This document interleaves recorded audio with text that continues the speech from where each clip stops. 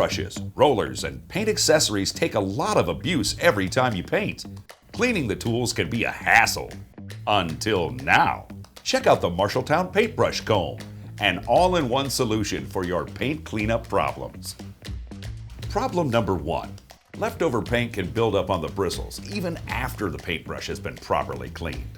Use the built-in brass wire brush to gently remove any dried paint from the bristles and the handle. Problem number 2.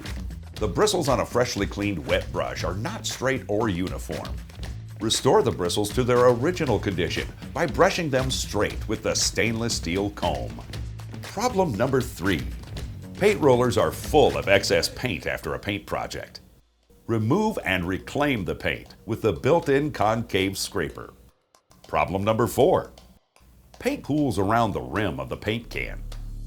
Clean the paint out of the rim with the built-in rim cleaner. Problem number 5. It's hard to get a good seal on a paint can lid without damaging it. Tap the lid gently back in place with the metal end on the paintbrush comb handle. Keep your paint tools clean and ready to go with the Marshalltown Premium Paintbrush Comb.